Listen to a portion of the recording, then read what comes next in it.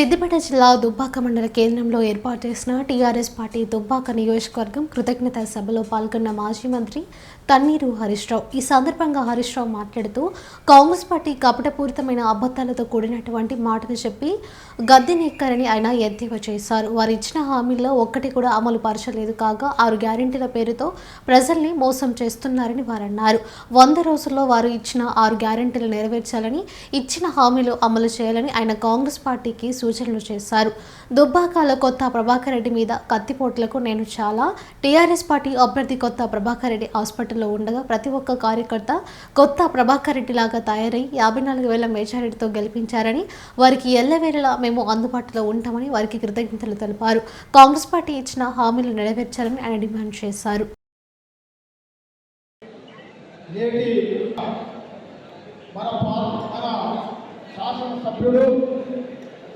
Parliament సభ్యుడిగా రాష్ట్రానికి దుబ్బాకకు మళ్ళీ తెచ్చిన నాయకుడు మన కొత్త మరి గతంలో జరిగిన ఎన్నికలు దురదృష్టకరం.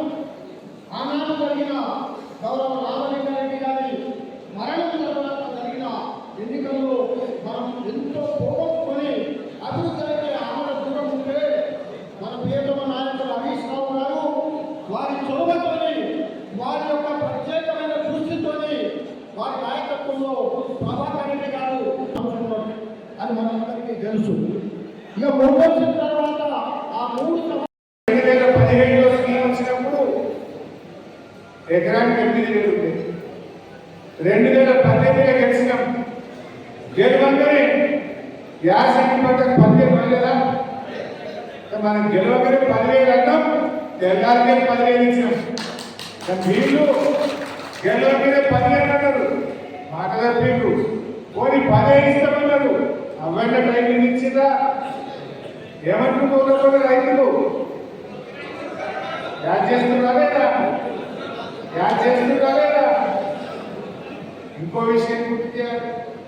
ఆసరా పెన్షన్ బీడీ కార్మికులైనా, బోధకాలు వాళ్ళైనా, ఒంటరి మహిళలైనా, ఎయిడ్స్ పేషెంట్లైనా, ఇలా వికల్పులైనా, వికలాంగులైనా, వృద్ధులైనా 2,000 పెన్షన్ అంటే 2,000 ఇష్టమా లేదా?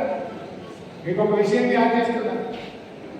మనం మొదటిసారి గెలిచినప్పుడు 200 పెన్షన్ను 500 పెంచి 1,000 రూపాయలు ఇస్తామని ఇచ్చినామా లేదా? రెండవసారి గెలిస్తే 2,000 చేస్తామన్నాం.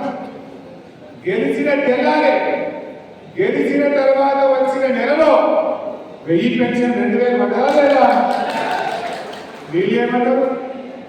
ఎలక్షన్ జరిగేటప్పుడు అవార్డు పెన్షన్ ఎంత అన్నారు, 2,000 అన్నారు.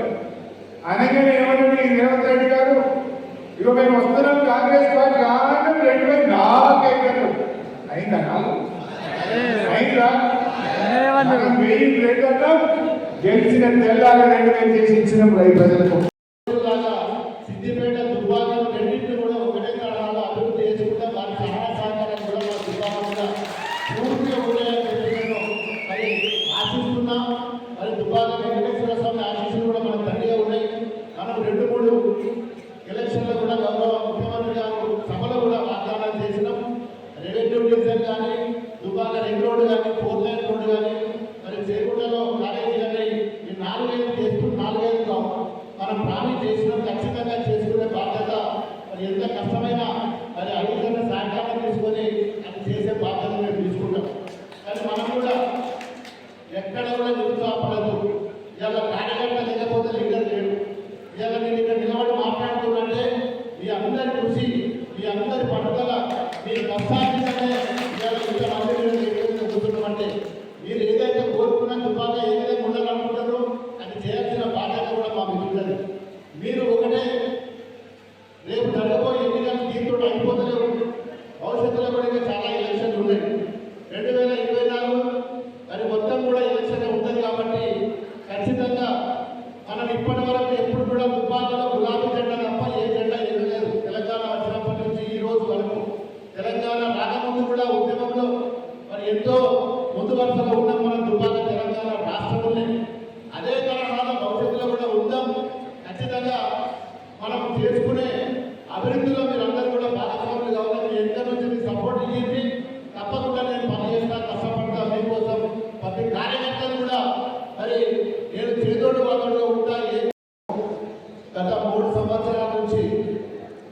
ఎమ్మెల్యే లేకపోయినా ఏ పిలుపునిచ్చినా మీరందరూ ఒక్క టెలిఫోన్ కాల్ తోటి మరి మన టీఆర్ఎస్ పార్టీని ఆశీర్వదించడానికి మరి నన్ను ఆశీర్వదించడానికి ఇంత పెద్ద మనసుతోటి ప్రతిసారి కూడా చేసి మరి సక్సెస్ చేసినందుకు మా కార్యకర్తలందరికీ కూడా తెలుసుకోవాల్సిన అవసరం లేదు.